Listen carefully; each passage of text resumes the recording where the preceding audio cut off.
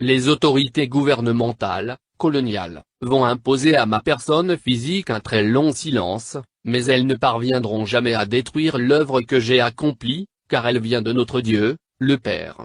Certes, ma personne physique sera soumise à l'humiliation et à la souffrance, mais ma personne spirituelle se mettra au combat contre les injustices semées par les peuples du monde des ténèbres qui sont venus nous coloniser. Car j'ai été envoyé pour libérer les peuples du Congo et la race noire mondiale. L'homme noir deviendra blanc et l'homme blanc deviendra noir. Car les fondements spirituels et moraux, tels que nous les connaissons aujourd'hui, seront profondément ébranlés. Les guerres persisteront à travers le monde. Le Congo sera libre et l'Afrique aussi. Mais les décennies qui suivront la libération de l'Afrique seront terribles et atroces. Car tous les premiers gouvernants de l'Afrique libre travailleront au bénéfice des Blancs. Un grand désordre spirituel et matériel s'installera. Les gouvernants de l'Afrique entraîneront, sur le conseil des Blancs, leurs populations respectives dans des guerres meurtrières et s'entretueront. La misère s'installera.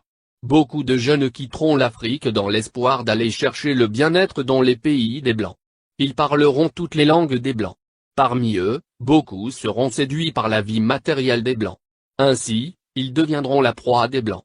Il y aura beaucoup de mortalité parmi eux et certains ne reverront plus leurs parents. Il faudra une longue période pour que l'homme noir acquiert sa maturité spirituelle. Celle-ci lui permettra d'acquérir son indépendance matérielle. Alors s'accomplira la troisième étape. Dans celle-ci naîtra un grand roi divin.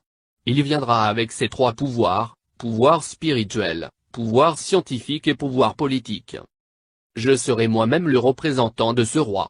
Je liquiderai l'humiliation que, depuis les temps les plus reculés, l'on a cessé d'infliger aux Noirs. Car, de toutes les races de la Terre, aucune n'a été autant maltraitée et humiliée que la race noire. Continuez à lire la Bible. À travers ces écrits, vous arriverez à discerner les actes de ceux qui sont venus vous apporter ce livre et les écrits ou principes moraux contenus dans ce livre. Il faut qu'un voleur soit saisi avec l'objet qu'il a volé. Nous aurons notre propre livre sacré, dans lequel sont écrites des choses cachées pour la race noire et le peuple du Congo. Un instructeur viendra avant mon retour pour écrire ce livre et préparer l'arrivée du roi. Il sera combattu par la génération de son temps, mais petit à petit, beaucoup de gens comprendront et suivront son enseignement. Car sans cet enseignant, qui préparera les peuples Congo? Car l'arrivée du roi sera très meurtrière et sans pardon. Alors, il faut que les peuples du Congo soient instruits avant cet événement. Vous ne savez pas encore ce que c'est qu'une guerre spirituelle. Quand les peuples Congo commenceront à se libérer, tout pays qui osera attaquer le Congo sera englouti sous les eaux. Vous ne connaissez pas encore la puissance de ceux qui sont envoyés par le Père Tout-Puissant.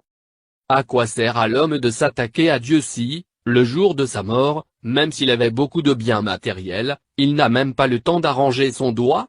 Vous ne savez pas de quoi est faite votre vie et pourquoi vous vivez. Car, exister physiquement c'est apparaître comme presque rien. Pourquoi tuer son prochain et espérer rester en vie, et pour combien de temps? Dieu n'est pas le temps, ni l'espace. Il est un tout dans le tout. La génération du Congo perdra tout. Elle sera embrouillée par des enseignements et des principes moraux pervers du monde européen. Elle ne connaîtra plus les principes maritaux de ses ancêtres. Elle ignorera sa langue maternelle. Alors je vous exhorte à ne pas négliger ni mépriser vos langues maternelles. Il faut les enseigner à vos enfants et à vos petits-enfants. Car viendra un temps où les langues des Blancs seront oubliées. Dieu le Père a donné à chaque groupe humain une langue qui sert comme d'une alliance de communication.